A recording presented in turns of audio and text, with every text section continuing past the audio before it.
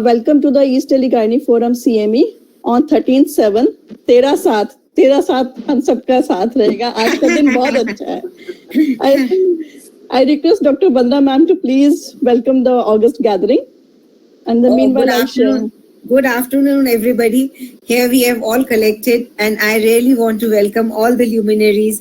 Dr. Pratima Mittal, starting with Dr. Pratima Mittal, a big luminary and excellent clinician, and a very warm and a humble person, and very approachable and ever smiling. And Dr.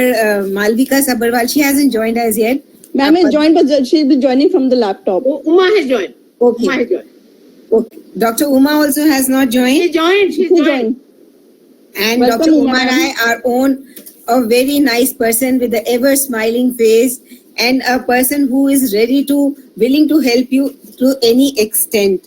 And Dr. Malvika Sabharwal, another Padam Shri, another luminary on today's presentation. It's a clinician par excellence and always welcoming everybody. So today we are here, and I welcome Dr. Jyotsna Suri, our academic. Before that, let me just speak for 1 minute, Ji, ma'am. Dr. Jyoti Bhaskar is on a holiday, and she said, Dr. Jain, you must be present there. Dr. Pratima is coming, Dr. Umara is coming, and all these people are coming. You should be there to welcome them. So on the behalf of Jyoti Bhaskar and team, welcome you all. And Dr. Jyotsna Suri, ma'am, she is...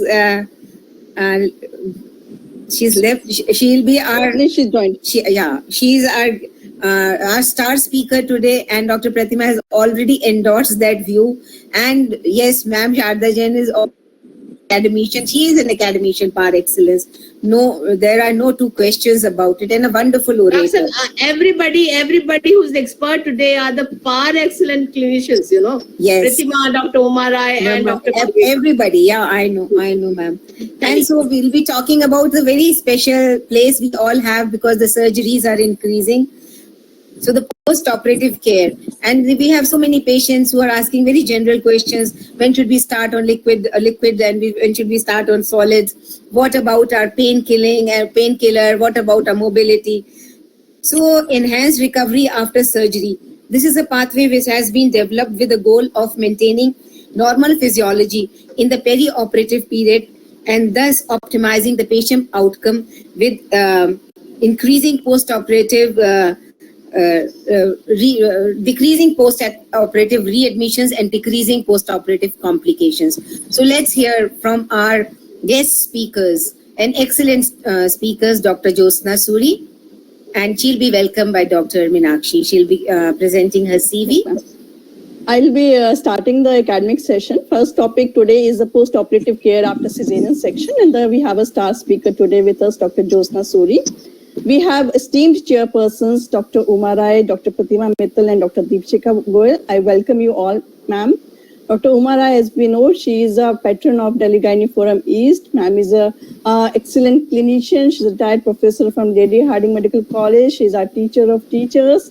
And I welcome Dr. Uma Rai, ma'am. Dr. Pratima Mittal, ma'am, is a professor of Vardhaman Mahavir Medical College, Safdarjung Hospital. Ma'am has been recently conferred honorary FRCOG in 2019 for her exemplary work done for women's health. Ma'am was Vice President FOXI in 2018 and President AOGD in 2015 and 16. She's a member Technical Resource Group, Minister of Health and Family Welfare for Adolescent Health, Maternal and Child Health, formulated related guidelines and training manuals, established one of the first... Everybody knows. Yes, ma'am. Thank you. Thank you, ma'am. And next we have Dr. Deepshika Goyal. Ma'am is a senior consultant in East Delhi. She's an executive member who have been awarded Dr. APJ Abdul Kalam Appreciation Award by Delhi Gynae Forum, an appreciation award from East Delhi IMA and Central Delhi IMA. So we have Dr. Jyotsna Suri ma'am with us. Everyone knows ma'am very well. She's professor in Department of Obs Gynae in Vardhaman Mahavir Medical College in Safdarjung. Ma'am is in charge of the critical care obstetrics, and in fact, since inception of the critical care obstetrics department in Safdarjung Hospital in 2016, ma'am has been the in charge. She is currently the Vice President AOGD 2021 to 2022 and a national corresponding editor of JOGI in 21 to 23. Ma'am has been the chairperson Safe Motherhood Committee and Multidisciplinary Committee Ma'am had been a former editor of AOGD and editor Narchi. And ma'am has been a faculty on National Board of Examination. She has contributed several chapters in textbooks, had co-authored the book of Practical Approach to Critical Care in Obstetrics. Ma'am has edited a Foxy Focus on Placental Disorders. Ma'am has, to her credit, several papers published in national and international journals and had delivered almost more than 200 guest lectures. Ma'am has been awarded a WHO Fellowship in Reproductive Endocrinology in 2009 and awarded C.S. Dawn Prize for Best Paper in AICOG. So I request Thank you, Dr. Meenakshi. Thank you so much. Thank you, ma'am. Thank you. So I'll now I'll share the screen. Yes, ma'am. I just stopped sharing. Yeah. Meenakshi, just excuse me, we could not see your screen. You can see my screen. Okay, second section से पहले.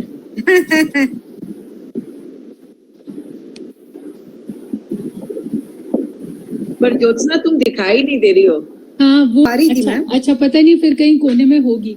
Anyway, I'll start the presentation.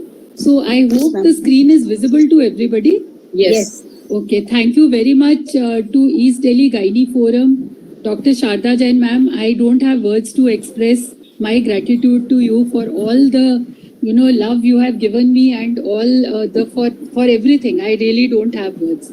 And I am really humbled to speak today in front of you and in front of my great teachers, Dr. Uma Rai, she has taught me, Dr. Sharda Jain ma'am has taught me, Dr. Pratima Mittal ma'am is my mentor and she's everything which I am today, I owe to her. So it is a very emotional moment also for me to speak in front of all my teachers. So I'll be talking about post-operative care after cesarean section, the recent advances. As already the background has been given that there are a lot of changes in this field lately. After the development of the ERAS is actually the Enhanced Recovery After Surgery. And this protocol was originally developed. This is actually an evidence-based care program for the perioperative period and was initially developed for colorectal surgeries. But later on, it was extended to other disciplines. And for obstetrics, for cesarean section especially, it was, there was a lot of resistance from the obstetricians to wholeheartedly accept this. But now many of the countries, especially in Europe, have adopted this protocol for the benefit of their patients and are finding very good results. So it is in the very nascent field, and I think the introduction to this topic for our country is very important because we are always short of hospital beds and our patients are not satisfied, when they go home, they have so many issues. So this actually practicing this ERAS will help us to overcome the hospital beds, number one, improve the patient satisfaction and also give them a good, pleasant experience for this entire cesarean if they have undergone the pre-operative, the operative period and the post-operative. So the ERAS guidelines are actually for cesarean section are divided into the antenatal or pre-operative, intraoperative and the post-operative period. But today we will be only focusing on the post-operative component. So if we are talking of components of post-operative care after cesarean section, there are so many components. So we all know that after cesarean section, the early fourth stage of labor starts and the very important thing during this time is monitoring of the patient to look for any red flags. Then we have to prevent PPH, we have to manage the fluids, pain relief, early lactation has to be established. We have to take care of the nutrition of the patient. We have to care for her wound and we have to prevent any complications like infection and thromboembolism. We have to definitely, very important component of post-operative care is the contraceptive counseling and at discharge about the postnatal exercises. So lot of components are there, but in this limited time, I will only quickly touch upon the important things. So first of all, I would like to talk about the red flag. So, we feel that if we are able to, what the mind sees is, what the eyes see are what is read by the mind. So we must actually be very, very vigilant in the early period during the post-operative monitoring. So any trigger like a pulse less than 50 or more than 120, BP less than 90 systolic or more than 160, similarly diastolic more than 110, and if a mean arterial pressure is less than 65, these are all red flags, and we have to we have to step up the care, and we have to see what is wrong with our patient and take the immediate action. Respiratory rate more than 25, again, may be a sign of early sepsis or some other, she may be having pain, fever. Less than 10, especially if she has been on any respiratory depressant drugs or magnesium sulfate, we have to take heed of that. SpO2 less than 95%, temperature more than 100.4.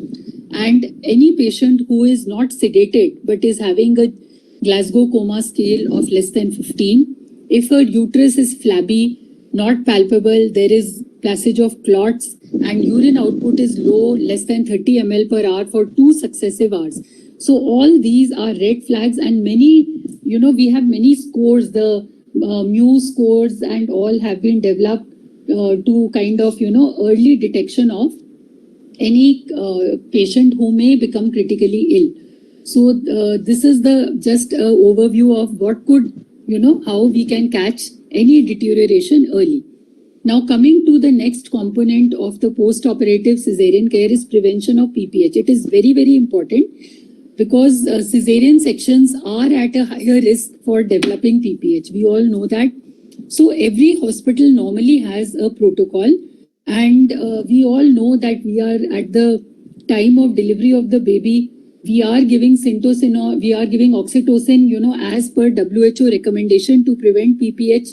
One can give 10 units, either IM or slow IV. It can be given. Bolus is never recommended because it can cause hypotension or cardiac problems. So it is always either as an infusion or very slowly, but IM is preferred. So this definitely is given. And nowadays, of course, there is carbetocin also. I don't know if the practicing doctors are using it. In our hospital, we have not yet, because of the expense factor, we are not using carbetocin in our hospital. But that is also recommended by WHO for prevention of PPH. It can be used in the cesarean sections after delivery of the baby. Now for sustained effect, we are normally giving some kind of oxytocin even in the first 4 to 6 hours after the surgery. So that is if your own hospital protocol you can follow. We are normally giving about 10 units. First vac we put 20 units, and then in the second vac we put 10 units. So we give this over a period of 8 hours, 6 to 8 hours at the rate of 80 to 100 ml. So the third thing is the skin to skin contact. So this is very, very important. Nowadays, lot of stress is given. It is a part of the essential newborn care also. That as soon as the baby is born, in the vaginal delivery, even without separation of the cord, we are putting the baby on the mother's chest between the breasts, and that is how where the baby is cleaned and put in the warm towel. So all those things we are doing in our hospital in the labor rooms. But during cesarean section, it is a very big challenge to place the baby on the mother immediately with all the drapes and everything. It is a big challenge, but definitely with the neuraxial anesthesia, in the in the ERAS protocols, I have read that we can use even the transparent drapes, and the mother can have an experience of witnessing the birth of the baby. Her partner can also be inside the OT, and many of the hospitals are allowing the partner during cesarean section. So they actually have that, feel of the birth of the baby, and then the baby is put on the chest with the help of the partner. So this thing, of course, we are not practicing at present in our hospital, but it is something to explore for the future. We are only giving the baby after the cesarean is over. We immediately place the baby on the mother's chest. But if it is be done earlier, it is said to have more benefits in terms of successful breastfeeding. Initiation of breastfeeding is better. And for the mother, it decreases the anxiety and also the postpartum depression. So these are all evidence-based. So I think we should try to find out a way to practice these kind of interventions. Now coming to fluid management in post-operative period. So ringer lactate and the DNS are the best perioperative fluids. And in a low-risk woman, we normally give about 100 ml per hour. But definitely all patients who are given fluids, keep a watch on the input-output, keep a very strict watch on the basal crepitations and her SpO2 and her other vitals. Because sometimes patients, how they get overloaded very fast, pregnant patients are at a risk because of the low oncotic pressure and hypoalbuminemia. So even if they are not pre-eclamptic or heart disease, we have to keep a strict watch on that.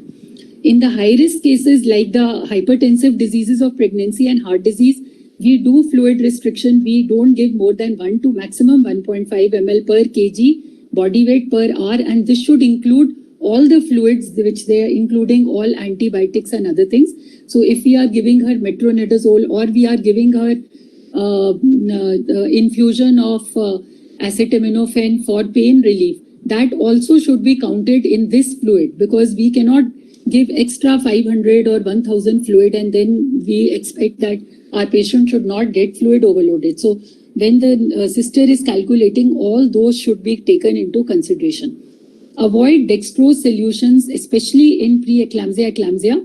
So we are giving dextrose in the form of DNS along with the 0.9 saline. We are giving dextrose solution, but plain dextrose is always like a it's like a D5W is like a water. So we don't give plain dextrose because it is a hypotonic solution and patients are more likely to go into pulmonary edema. In diabetics, definitely we need to give if they are having a delayed feeding. So to prevent ketoacidosis, many times we may need to give dextrose, but it has to be neutralized with insulin. So 5 units of dextrose should be neutralized by 10 units of insulin. And sometimes we put potassium also, and then we give it at a rate of about 60 to 75 ml per hour. These are all the FOXY UNICEF protocols which were released in May 2021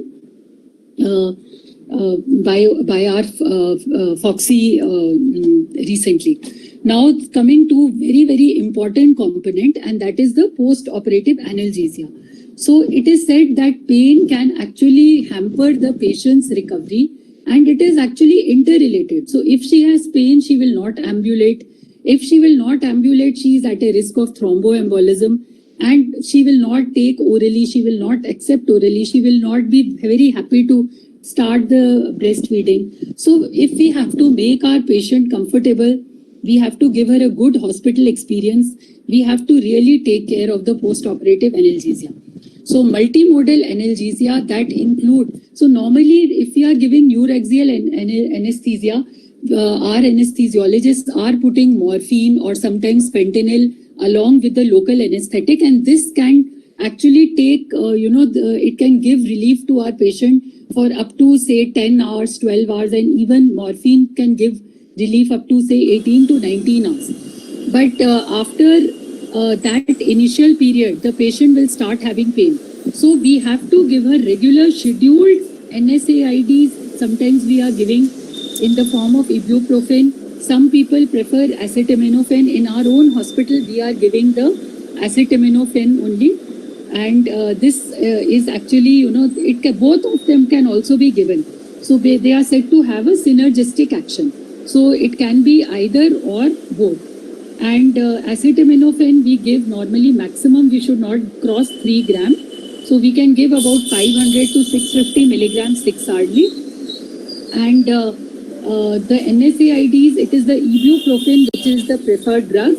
Ketorolac can also be given 15 to 30 milligrams. And some of the centers are also giving. There is some disturbance. There is some disturbance. I don't know. There is a patient-controlled analgesia with morphine. So some centers have got experience. We are not using this. And of course, bilateral peripheral nerve block, which we give during the time of the cesarean section. Our anesthesiologist will tell us that you give the block.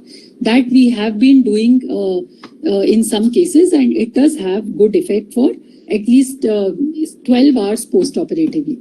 So coming to the nausea and vomiting prevention, it is said that nausea and vomiting can cause aspiration, and we know that it can increase hospital stay and decrease patient satisfaction, as well as there is a risk of PPH also. So how to prevent this? During surgery, of course, there are protocols of fluid preloading and decreasing the risk of hypotension, because hypotension is supposed to be a risk factor for nausea and vomiting. So if the anesthesiologist will use some interventions to prevent the hypotension during neuraxial anesthesia, this can be prevented to a very big extent. And during post-op period, antiemetics like ondansetron, metoclopramide and droperidol, these can be given, for first 24 hours. These should be given as part of our post-operative orders so that the patient will not have nausea and vomiting.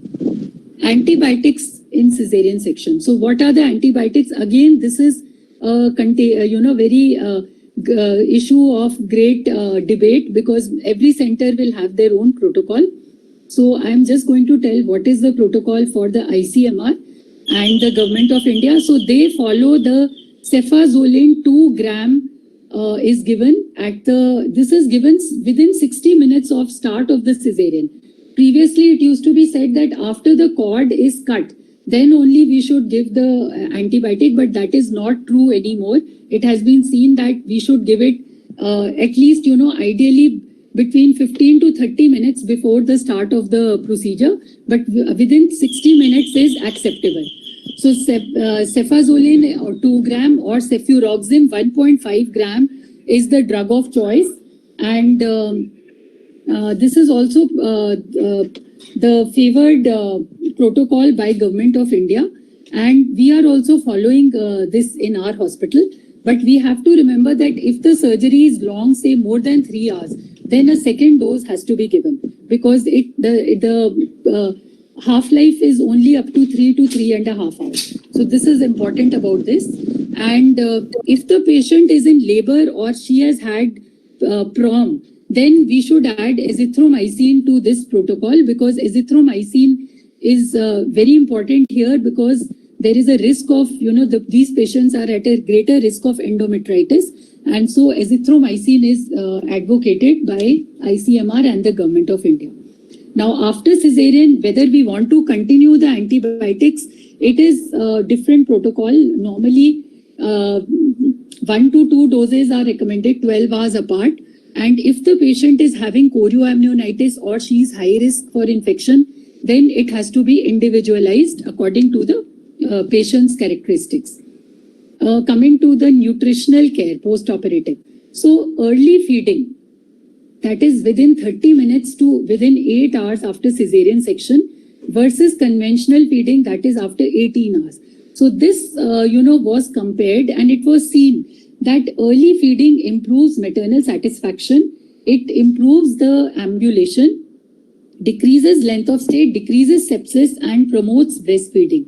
And one more thing that we all have been taught from times, we have been in PG, that only when the bowel sounds come, then we should start the feeding. So until the patient is having bowel sounds or she has past flatus, don't give the oral feeds. So this is kind of a myth which our evidence today is saying that it is not correct. In fact, they say that if you are giving oral intake, it actually improves, decreases the time for bowel function to come back to normal. It induces the gastrocolic reflex and it decreases the paralytic ileus. So it is encouraged that within, actually they say 30 minutes, but the IRAS recommendation says after 2 hours. So this particular study had started even within 30 minutes. So early oral intake has got no adverse effects, nausea, vomiting, ileus. And they also say that chewing gum for 15 minutes 3 times a day enhances the gastric motility and recovery. And we have started doing this maneuver in our hospital. Especially, I have used it in some patients who were having they were having paralytic ileus. So I started giving them and I found it very useful.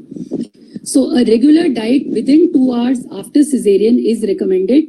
High evidence, strong recommendation. This is by the IRAS guideline. And they say that if for any reason you are not able to feed your patient early due to maybe she was having general anesthesia or she's having some other complications we don't want to give her, then sham feeding in the form of chewing gum after cesarean improves the gut motility and reduces the paralytic ileus, and it may be actually redundant if we are actually giving the feeding in time. So then in those cases, sham feeding is not required. So post-operative glucose control is very important. We should not forget the patient that before delivery, we are very, very particular. In diabetics, we should maintain the blood sugar less than 140 if we want to prevent wound sepsis and urosepsis and lengthy hospital stay. So remember to decrease the insulin, but altogether many times we do stop in GDM. It is not required, but in overt diabetes we should continue, and it is reduced by 20% the long acting and short acting by 50%, and from there on we can titrate and come to the right dose. So early ambulation is the next thing which is recommended, and this improves the pulmonary functions, decreases the hospital stay, improves insulin sensitivity, and reduces the risk of venous thromboembolism. So one small, this particular intervention has got so many benefits. So it is recommended that early mobilization within 4 to 6 hours is should be done for the cesarean section patients who are at low risk. And the question is that spinal anesthesia has been given, patient is asked to lie flat. So how do we do this? So I have discussed this at length with our anesthesiologists. They say that that particular, times when we used to make them lie flat for 24 hours.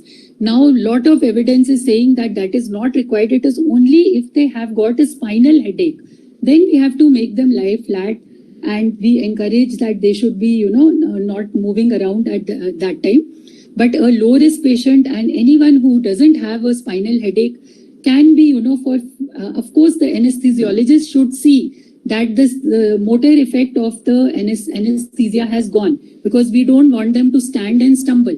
So after the assessment from the anesthesiologist, with the help of a relative, we should encourage them to stand up at 6 hours after cesarean and move little bit.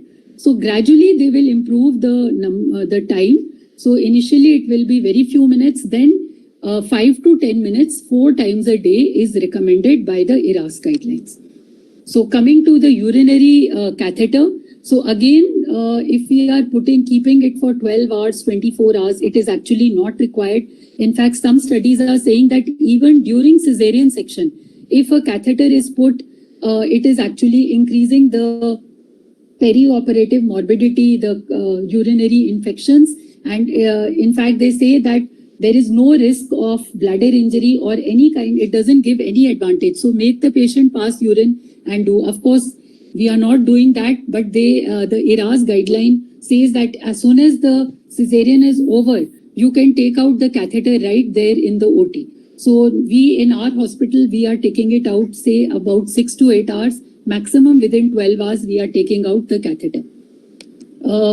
Wound care, when to change the dressing. Here we don't have very strong evidence about this. So it has been seen that whether we change dressing at 24 hours, 48 hours, 5 days, 7 days, no difference in complications was found in terms of infection, wound essence, etc. So it is according to our hospital protocol, we normally, unless it is soakage is there, we don't change within the first 5 days. But some centers, most of the centers do change between 24 to 48 hours. And adhesive dressings have to be removed slowly in the direction of the hair growth at an angle of 150 degrees to prevent any injury. And about sutures, if the sutures are transverse, then 4 to 6 days. And if it is a vertical, then 5 to 7 days is the recommendation. And only if they are high risk and they are diabetic or obese, we can take extra 48 hours. Another thing is that there is no conclusive evidence of harm from post-operative shower within 48 hours of surgery in patients with closed surgical wounds. So that also we can ask our patients to take bath and then dry the wound carefully with a very soft cotton cloth. Exercise after delivery, walking program should be encouraged for the patient initially 10 minutes several times a day and progress slowly till she is able to regain her cardiorespiratory fitness. Normally, it takes up to week 3. If she is living on the first or second floor, she may ask you at discharge, can I go? So it is at a very slow pace, and she can keep taking rest initially. And she should not overexert also. We always say that you take each step and you can wait for a few moments and then take the next step. So by week 1 to 3, they are quite ready to climb the stairs. But before that, it is a bit difficult for them and they may be tired. And it puts the, the strain on this stitch line.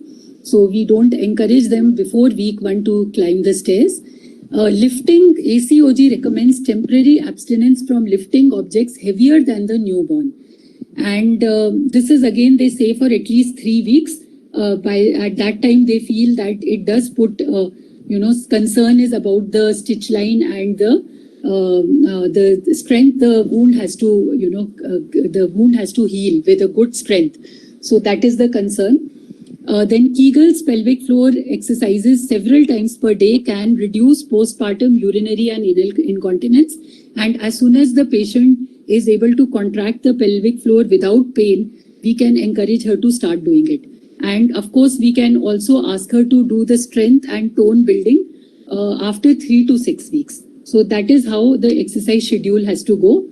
Complications of cesarean, we all know there are so many dreaded complications from endometritis, wound sepsis, PPH, then the thromboembolism, bowel obstruction. So I cannot be talking here. There is not, this forum is not about these, but I just want to give one line that we must prevent some important things I want to highlight, that thromboprophylaxis after cesarean. It is recommended by the ERAS also that pneumatic compression devices should be used to prevent VTE in all patients undergoing cesarean. And we all at our RCOG guideline says that those who underwent an emergency cesarean section, they are at a moderate risk for thromboembolism. Their score is 2. So for anyone who has a score of 2, postpartum thromboembolism is recommended for 10 days. So if we are following the RCOG guidelines, for all emergency cesarean, we should be giving. It depends on your hospital protocol also, what you want to follow. And one thing is for sure, whether we give thromboprophylaxis, the pharmacological one or not, but we should definitely give them the mechanical thromboprophylaxis to all our patients till they are in the hospital. So prevention of endometritis, again, there are bundles, and one of the bundles, says that if we use at least 3 of the following, we can prevent the endometritis and wound sepsis. So antibiotic prophylaxis within 60 minutes, as I told, use of clippers rather than razors, chlorhexidine, alcohol, skin preparation. So this is what is nowadays available in our hospital also. 70% alcohol is there. And we don't use any iodine preparation now for skin preparation. Spontaneous placental removal, rather than doing a manual removal, wait for placenta to remove. This will decrease the risk of endometritis. Patient and staff education initiatives should be undertaken. Subcutaneous skin closure should be there, and skin closure with suture rather than staple. So this is the bundle for prevention of endometritis, which has been recently published and has been known to have good results. And just in the this is the last slide, we had done a thesis for our candidate, and we had found that a simple means, of just pre-operative antiseptic vaginal cleansing before cesarean section, we found that it does statistically, there was significant result in improving the rates of wound sepsis after cesarean section.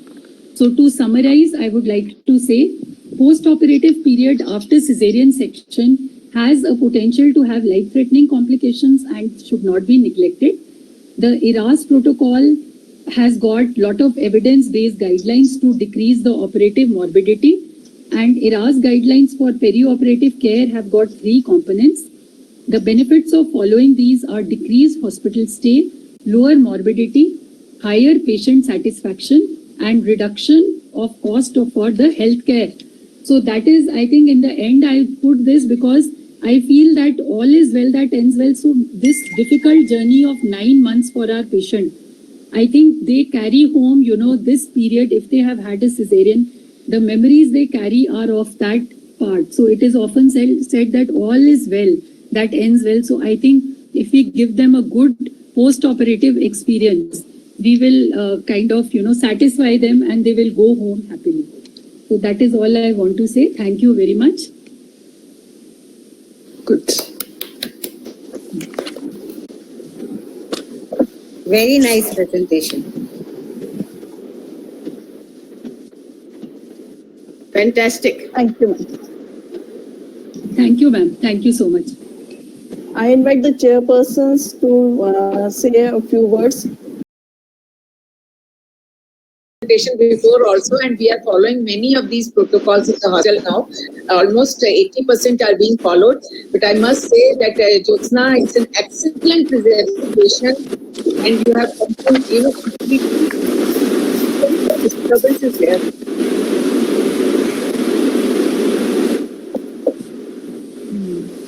And you have, comprehensively taken, discussed all the important issues.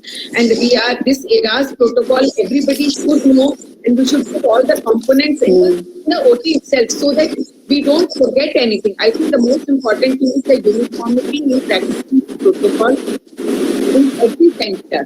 And most the things which we have talked about is the vital monitoring, prevention of leakage, breastfeeding, nutritional care, care of wound, prevention of thromboembolism. All these are very, very important.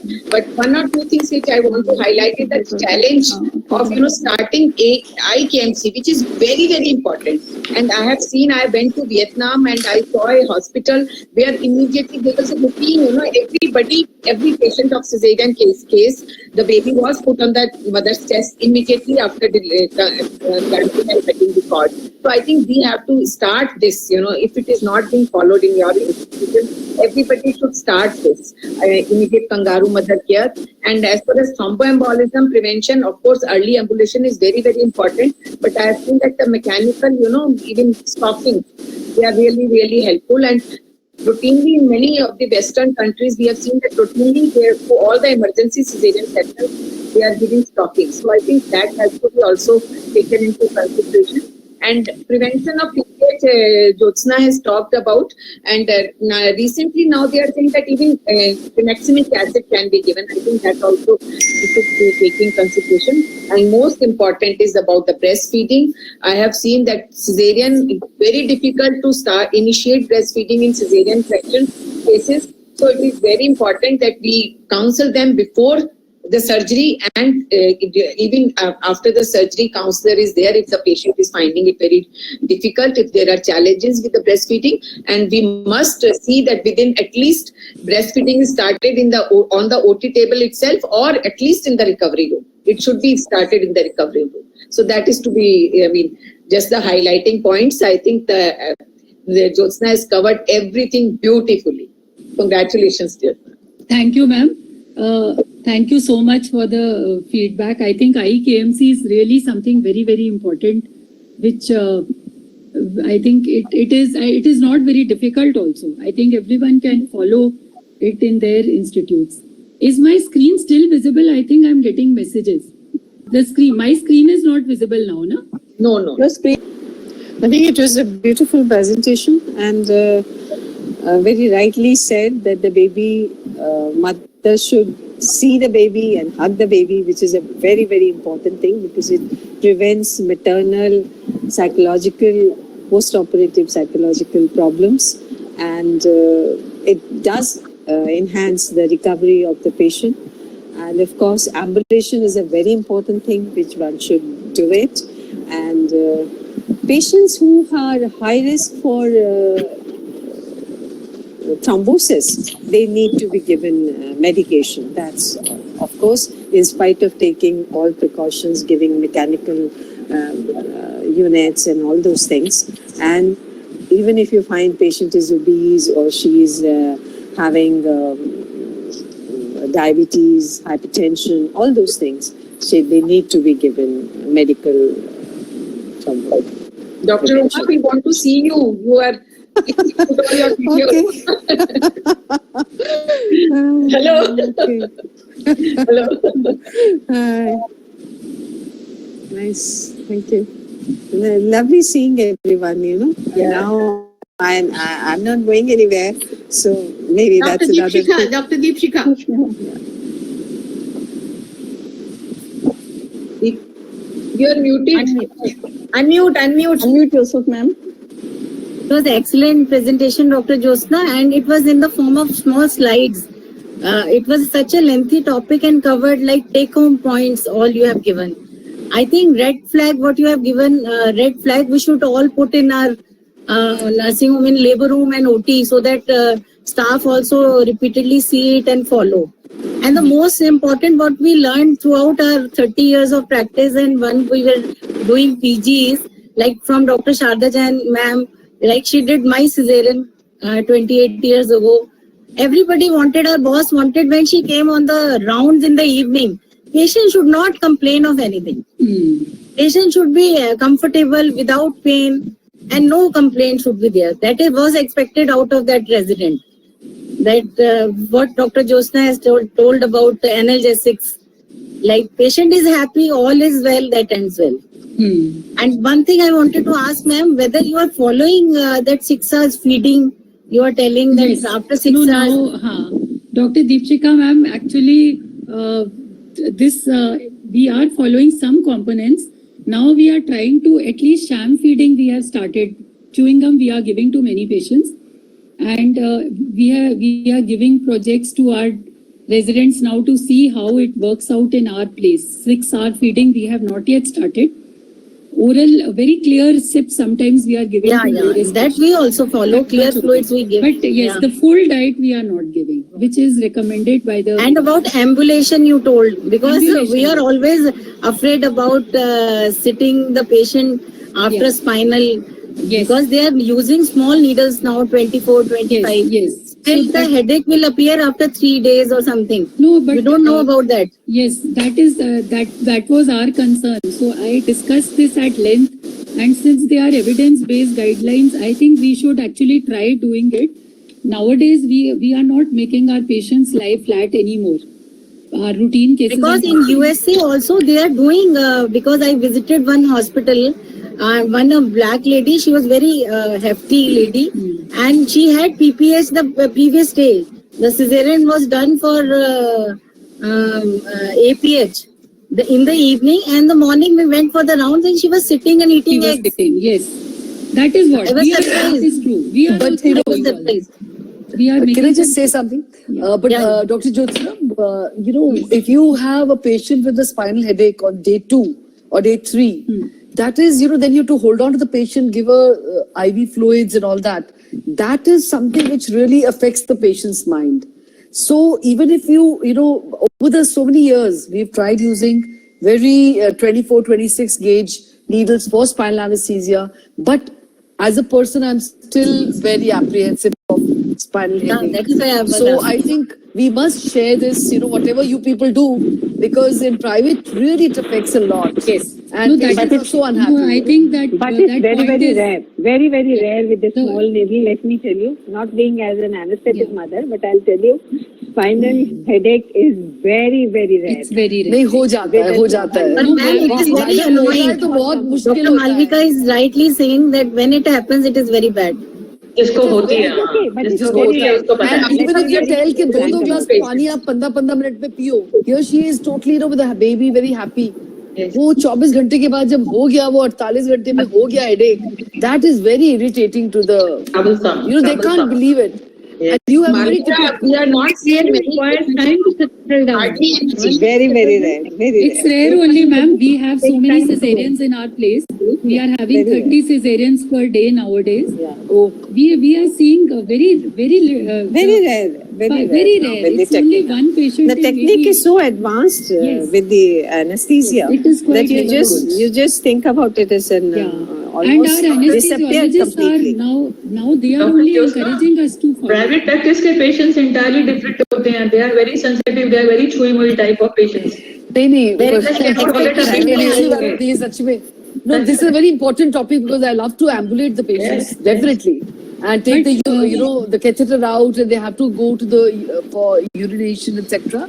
But the only thing is that scares you. एक week patient देख लिया headache का, that's really bad, you know. Ma'am, you can But ask I them used to go to, for short periods and then come and lie down. Yeah, that's what we do. Exactly. That's This is exactly what we is do. done. And- Yes, Jyotsna, and that's what early we do. ambulation is a very, very important thing. Very important. Ma'am, once we were in Stephens Hospital, we were never putting catheters also during surgery. Only high-risk patients we used to put catheters that time. Madam, only for primary gravitas, we never put catheter. We never put For catheter. second cesarean, third cesarean, we had to put Or APH or something like those patients. yes. I just Very want to good make talk. a couple of comments. One thing is very clear from Jyotsna's presentation and, my relationship with the anesthetist, they never give any dextrose. So no dextrose should be used. Yeah, I think it is a precautionary that you should not use dextrose. Routine cases, they use ringer lactate and alternating with DNS. Yeah. And very right, you said it's if a diabetic patient, they even if blood sugars have been absolutely all right, it's okay. But if the blood sugar has been touching 140, then they give a neutralizing insulin suspension, half the amount. DVT pump, I find it does magic. You see all the places, the nursing homes, they do not have this kind of facility. But in our own setup, we have seen that the people who have been put on a DVT immediately, they're so comfortable. You go in the evening, how are your legs? Madam, they are great.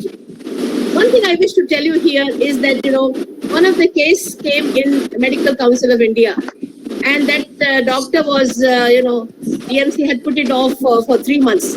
Now, absolutely flawless anesthesia was given, and this particular lady, at that time the tap was absolutely clear, but that lady had a paresis, and it is said that they must be made ambulatory in 6 hours after the surgery. And Exactly. in case because it is too late. It is too late after 12 hours if you come to know that the patient is not moving legs. So I've seen in that particular hospital, they've done a practice. They've started moving, legs. Patient को बोलते हैं patient से जाती है उसको पूछती है कि 4 घंटे के बाद मैडम आपके पैर हिल रहे हैं कि नहीं? वो तो हम करवाते हैं. About it, that even if there is atraumatic spinal anesthesia, sometimes you can have a rare problem, and then you can have litigation to that particular extent. So these are the things, and I think antibiotic part. She has made it very clear. It should be given prior to putting a skin incision. So I think it must be given prior, half an hour before. That would be absolutely great. As far as the other PPH, I think that the PPH problem has disappeared, I think, in a private practice altogether since the time the Vision Cross has come. But this alternative, we can definitely feel that this is great. I saw in my daughter's case, she was operated at 8 o'clock in the night, and in the morning her friends came with methi ka paratha, This is what they find, that they have a very early this thing, and they write down there also 6 hours later you can whatever you feel like eating and eating. And I've seen the practice of having a bath right on the second day itself, right in the hospital. There is a practice of having a bath there. So I think this it's a misnomer with us that the patti aapki 6 din rehni chahiye aur dressing dale. 48 hours ke baad aap dressing karo. The wound requires air for a healing. So I think a couple of points which you made is good.